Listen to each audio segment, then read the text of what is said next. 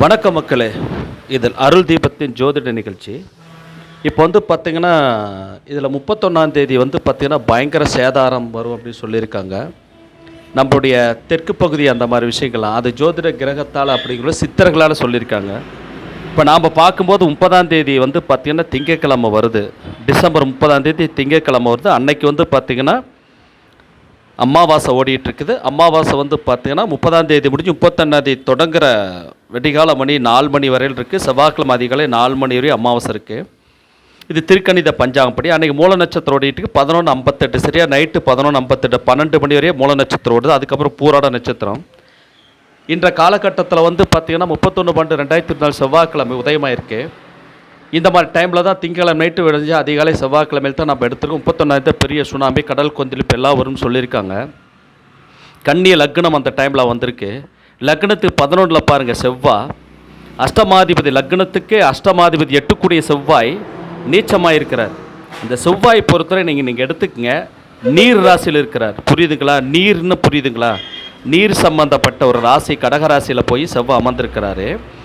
அதே போல் அந்த செவ்வாவுடைய 8ஆம் பார்வை சனியை பார்க்குது. பொதுவாக சனியும் செவ்வாய் பார்த்துக்கிட்டாலும் சேர்ந்துக்கிட்டாலும் எப்போவுமே மக்கள் கொத்தோடு சாவாங்க. பேசிக்கலான விஷயம். இதில் கொடுத்துருக்கு என்னன்னா, சனி உட்கார்ந்துருக்குது கும்பராசிக்குள்ள. இது ஹில்ஸ் சார்ந்த இடம், மலைப்பகுதி. செவ்வாய் சனி அமர்ந்திருக்கிற இடம் கும்பராசியில் ஹில்ஸில் அமர்ந்திருக்கிறார். செவ்வாய் அமர்ந்திருக்க பகுதி நீர் ராசியில் கடல் ராசியில் இருக்கிறார். கடகராசி கடல் ராசி. ஸோ இந்த கடலுக்குள்ளே இருக்கக்கூடிய இந்த பாறைகள் இருக்குது பார்த்தீங்களா, அது கண்டிப்பாக அது வெடிக்கும் பிளக்கும். அது பார்த்திங்கன்னா பூகம்பத்தால் நிலநடுக்கத்தால் அப்படின்னு சொல்லி அந்த வாய்ப்பை செவ்வாய் கொடுப்பார். செவ்வாய் வக்கரம் பெற்றிருக்கலாம். மண்ணு கடலுக்குள்ளே இருக்கிறது பொங்கும், கடலுக்குள்ளே இருக்கிற பாறை வெடிக்கும். அதே போல் மலை இருக்குது பார்த்தீங்களா, அந்த மலையில் இருக்கிற சனியை கும்பத்தில் இருக்கிற ஹில்ஸ் மலை சார்ந்த பகுதியை செவ்வாய் பார்க்கறனால அது மூலயமா மலைகளுக்கு அடியில் இருக்கக்கூடிய இயற்கையாக நடக்கக்கூடிய தெரியும் உங்களுக்கு. இயற்கையாக நடக்கக்கூடிய அந்த மலை சரிவுகள் மண் சரிவுகள் இந்த மாதிரி விஷயங்கள் அடிக்கடி ஏற்படக்கூடிய விஷயங்கள் செவ்வாய் பார்வையில் எப்போ நடக்கும். இப்போ நாம் என்ன சொல்கிறோன்னா, இது பெரிய ஆபத்து ஒன்று இல்லை. நீங்கள் என்ன சரி கடல் நடுக்கடலில் நடக்காது, கடற்கரை ஓரமெல்லாம் நடக்காது. அதோடைய தண்ணிகள் கொஞ்சம் வரும். ஸோ அது வேறு பகுதியில் போகும். நாம் சொல்கிற மாதிரி கன்னியாகுமரியில் இருக்கக்கூடிய 3 கடல் முக்கடல் சொல்லியிருக்காங்க. அந்த முக்கடல் சங்கமிக்கிற இடத்துல கிரக அமைப்பு பார்க்கும்போது கடலுக்குள்ள நெருப்பு, நீருக்கு அடியில் நெருப்பு வரும். நீருக்கு அடியில் நெருப்பு இருக்கும்போது மண்ணுக்குள்ளே பாறை தீப்பிழம்போட பிளக்கும் சொல்லியிருக்காங்க. இது கண்டிப்பாக ஏற்படும். இது இங்கே மட்டும் கிடையாது, வானத்திலே அந்த மாதிரி நெருப்பு சம்பந்தப்பட்ட விஷயங்கள் நடக்கும். இது எல்லாமே கிரக அமைப்பில் நெருப்பு கோள் பூமியிலிருந்து மக்கள் சாவாங்க. கடல் கொந்தளிப்பு ஏற்பட்டு எல்லாமே மக்கள் சாவாங்க. கும்பராசியில் சனி இருந்து அதை செவ்வாய் பார்க்கலாம். மலை சரிவு ஏற்பட்டு மக்கள் சாவாங்கிற இந்த பீதியை தயவுசெய்து யார் இப்படி செய்ய வேண்டாங்கிறது என்னுடைய கருத்து. அதனால தான் 31/12/2024 12 மணி 1 நிமிடம் AM நான் எடுத்திருக்கேன். 30ஆம் தேதி திங்கட்கிழமை நைட்டு வெடிஞ்சா செவ்வாய்க்கிழமை அதிகாலை டைம் சென்னைக்கு சென்ட்ரலாக எடுத்திருக்கேன். அப்படி பார்க்கும்போது பார்த்திங்கன்னா மலைக்கு அடியில் பிரச்சனைகளும் கடலுக்கு அடியில் இருக்கிற பிரச்சனை இருக்குது. இது மூலிமா தெரிஞ்சுட்டு என்ன சொல்லும், மக்கள் சாவாங்க, இறப்பாங்க, கொத்து கொத்தாக போயிடுவாங்க அப்படின்னு சித்தர் சொன்னார் அல்ல ஜோதிடர் சொன்னார். அப்படியெல்லாம் எடுக்கக்கூடாது.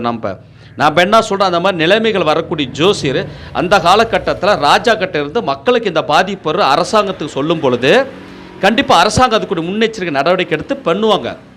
இப்போ எந்த அரசாங்கமும் ஒரு ஜோதிடத்தையோ ஜாதகத்தை நம்பாத அரசாங்கமாக தான் வருது.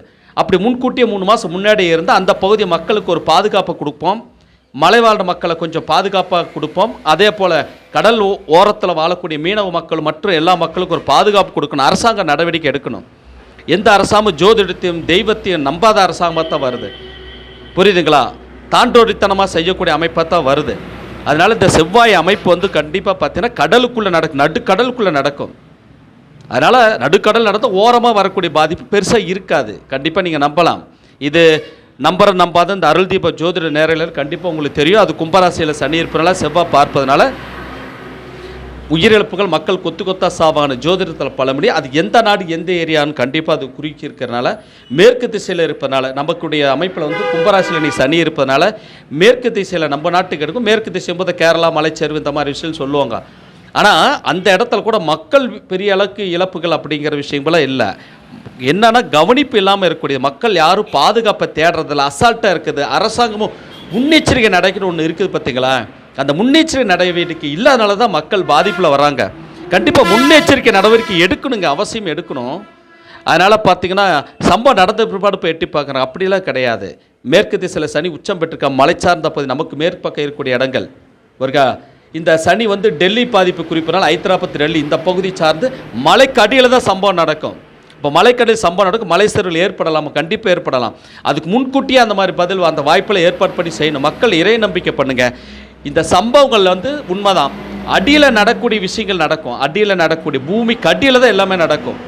வான மண்டலத்தை நடக்கும். இதில் மக்களுக்கு யாருக்கும் எந்த ஒரு பாதிப்பு இல்லைங்கிறது என்னுடைய ஜோதிட ஆய்வு. இது உண்மையாக பொய்யான டிசம்பர் 31 ஜனவரி 1 பிறக்கிற காலகட்டத்தில் கண்டிப்பாக தெரிஞ்சு போயிடும். நீங்கள் பார்த்துக்கலாம். கண்டிப்பாக இந்த வீடியோ உங்களுக்கு பிடிச்சிருக்குன்னு நினைக்கிறேன். தைரியம் இருங்க, கடலோர மட்டங்கள் பாதுகாப்பாக இருங்க. அதுக்காகத்தான் இது போட்டிருக்கேன். பயப்படாத, தைரியமாக இருங்க, கண்டிப்பாக நல்லா இருப்பீங்க. இதில் எச்சரிக்கையாக இருந்தீங்கன்னா நல்லதுங்கிறது தான் என்னுடைய ஜோதிட அருள் தீப ஜோதிட ரீதியாக எச்சரிக்கையாக இருக்கணும், பாதுகாப்பாக இருக்குன்னு தான் சொல்லியிருக்கேன். பெருசாக சம்பவங்கள் இல்லைங்க. டிசம்பர் தெரிஞ்சு போயிடும். அதனால் ரிஸ்கெல்லாம் எடுக்காதீங்க, பாதுகாப்பாக இருங்க. நன்றி, வணக்கம். அருள் தீபம்.